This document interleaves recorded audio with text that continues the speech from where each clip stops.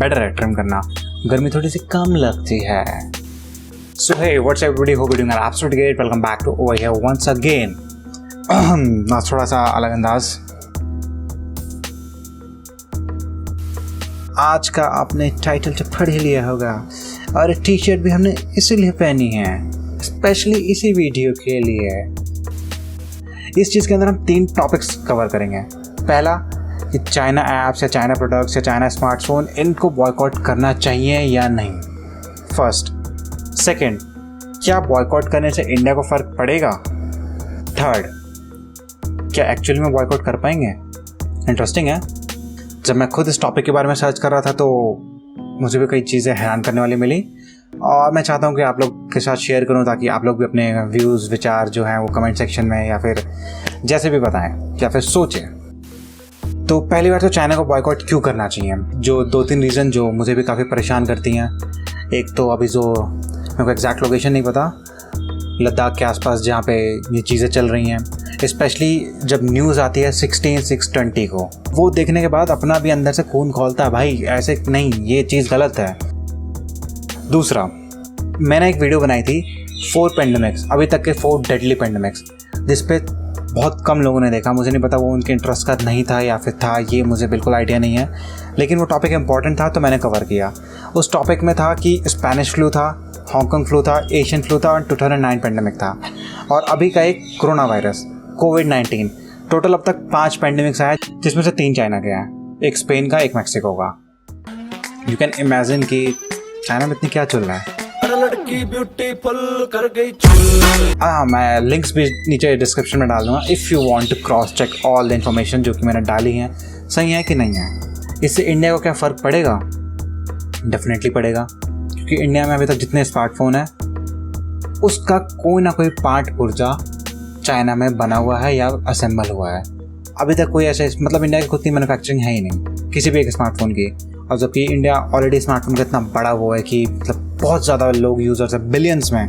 जहाँ तक मैं जानता हूँ, मैं अपने आसपास के नज़र में अगर ऐसे नज़र घुमा दूँ, पता नहीं कितने लोग दिख जाएंगे जिनको स्मार्टफोन हो, और बहुत कम लोग ऐसे हों जिनके पास तो छोटा वाला फ़ोन हो। कोई मनी हाइस्ट का फ़ैन हो और उसने कहा नहीं, मैं भी अपना छोटा फ़ोन रखूँगा, उसको डबल फ़ोन में लगा के फिर वहाँ से बात करूँगा ताकि कोई मेरा GPS ट्रैक ना कर पाए।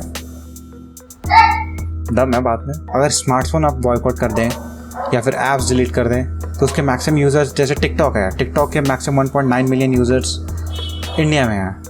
यू कैन इमेजिन 1.9 मिलियन सिर्फ इंडिया में है। मतलब इनफैक्ट चाइना के खुद के देश से ज़्यादा यूज़र्स इंडिया में, और इनफैक्ट इंडिया में सबसे ज़्यादा यूज़र्स हैं। और चलिए मान भी लेते हैं कि तीसरे पॉइंट पे आते हैं, मान भी लेते हैं कि हमने बॉयकॉट कर दिया चाइना को, मतलब 1.3 बिलियन यूज़र्स ने सब कुछ छोड़ दिया चाइना का, तो उससे चाइना को कितना फ़र्क पड़ेगा?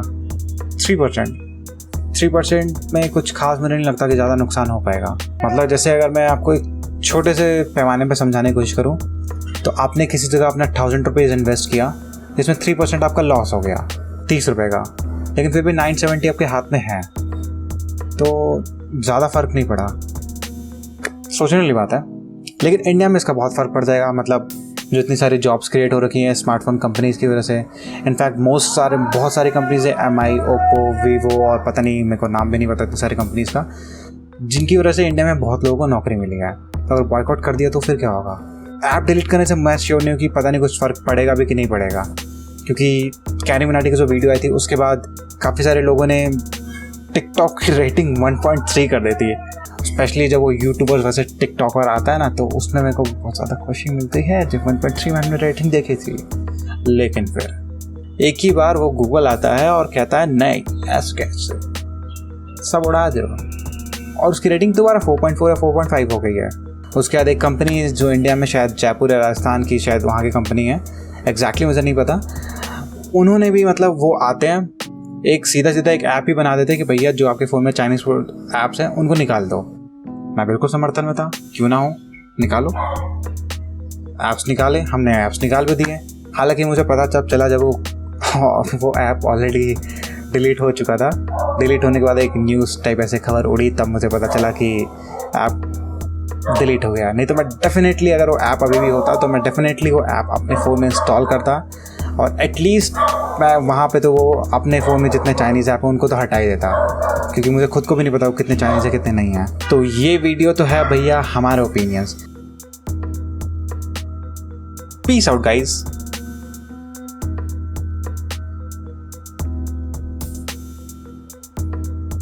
मेकअप आर्टिस्ट नहीं है ना अपने पास, मतलब पैसा नहीं है मेकअप आर्टिस्ट के लिए, तो थोड़ा सा खुद से करते हैं, खुद से सेल्फ डिपेंडेंट, आत्मनिर्भर।